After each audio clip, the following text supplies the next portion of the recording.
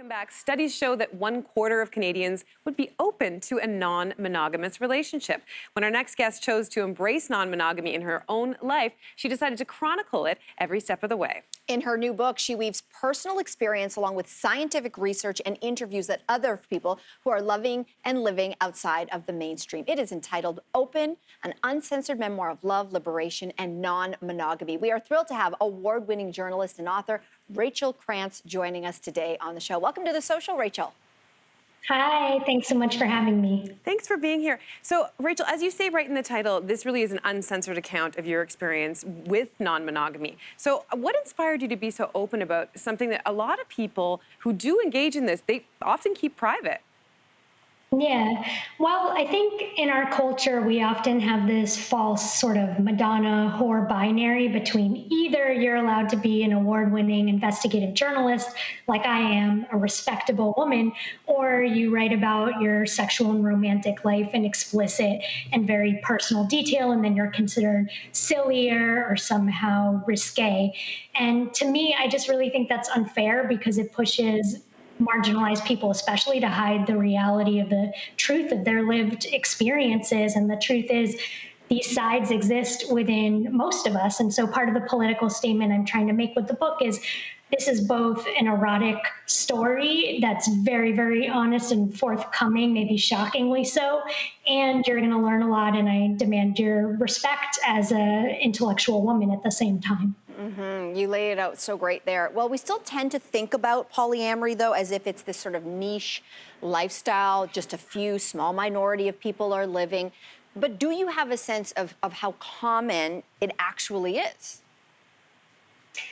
I think it's a lot more common than people realize. We know in the United States that at least 22% of people have practiced consensual non-monogamy at some point.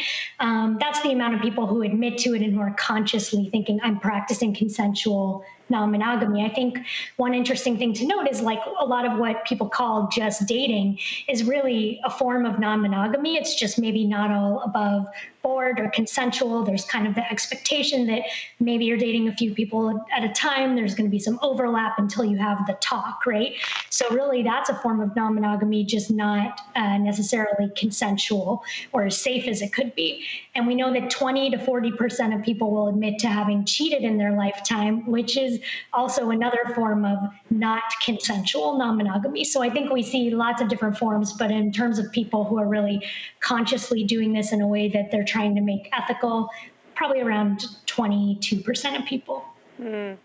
So there's this widely held assumption that I often talk about on this show, that the men are the ones who struggle more with monogamy. But your research found that that actually wasn't true. So tell us about what you learned. Yeah, I think we're all familiar with that standard script of, oh, men want to spread their seed and women want to lock it down so that they protect us, you know? And the sex research that exists just really doesn't back that up. There's even evidence that women are the ones having more trouble with long-term monogamy or lack of novelty.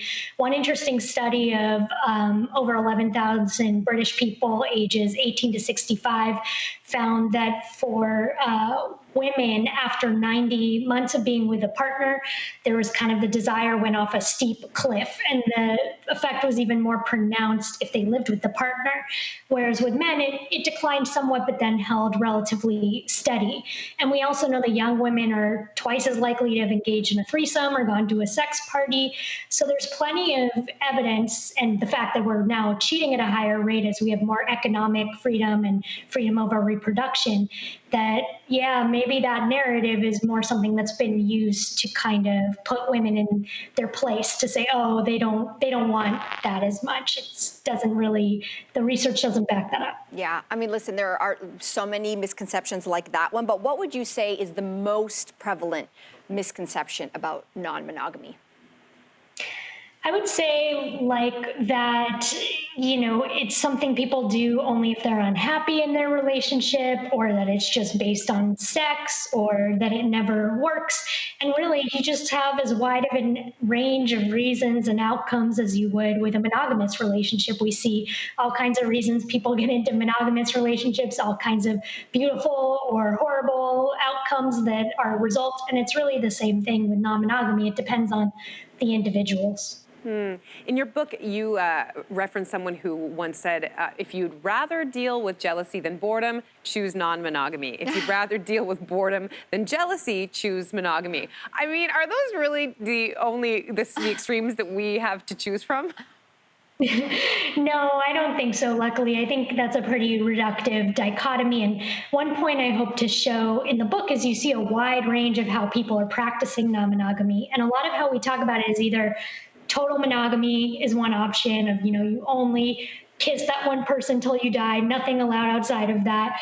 Or it's maybe the more extreme depictions in media we see of polyamory, of like you have 4 partners and everyone's equal and there's no rules.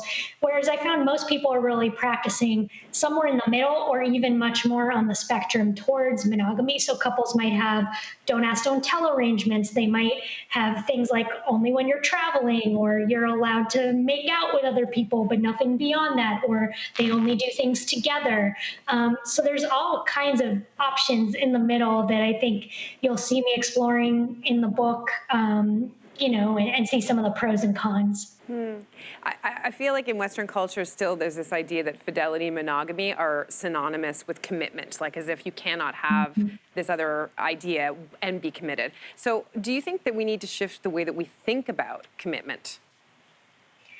I think a lot of people would be happier if they allowed themselves to at least have it be a discussion in their relationships. I think monogamy can be a totally great choice if made consciously. The problem is just when it becomes the standard default and when people consider it synonymous with commitment, which it's really not. Even in the animal kingdom, a lot of these animals like penguins and swans that we project monogamy onto and say, oh, that's so cute. What we actually mean is they pair bond for life. And even then, they're not sexually monogamous. So we see very few examples of that in the animal kingdom. And I think with humans, some of the couples I met and profile in the book who are the happiest, they have very long-term marriages, and part of their commitment is learning how to navigate these often difficult or challenging or exciting or slightly dangerous in terms of how they feel emotionally situations together, open and honestly, and it takes a lot of communication and commitment. Well, at one point in the book, you also reflect on being non-monogamous, and you say something that is so fascinating. You say you now see the world as you imagine a man might see the world. So how has non-monogamy impacted the way that you are navigating the world more generally as a woman? Yeah, well, I think I view myself much more now as the author of my own romantic life. I mean, quite literally now with writing a book about my romantic life, but also figuratively, towards the end of the book, you see me really going for it, asking someone out who's still my current partner. And I don't think I would have done that before this whole journey. I was still in the mindset of, oh, my romantic life is something that's going to happen to me. And maybe I have some authorship over it, but it's kind of this passive role that women are placed in. And now I don't see it that way. I really feel like I am the one who can make things happen, and I'm not afraid of rejection if it doesn't work out. I kind of trust that I am the hero of my own life, so to speak, in a way that I think men are often taught to believe from a younger age. Rachel, thank you so much for sharing your story. It's been wonderful speaking with you today. Thank you. The book is called Open, an uncensored memoir of love, liberation, and non-monogamy. You can find it everywhere now. Don't go anywhere. We'll be right back.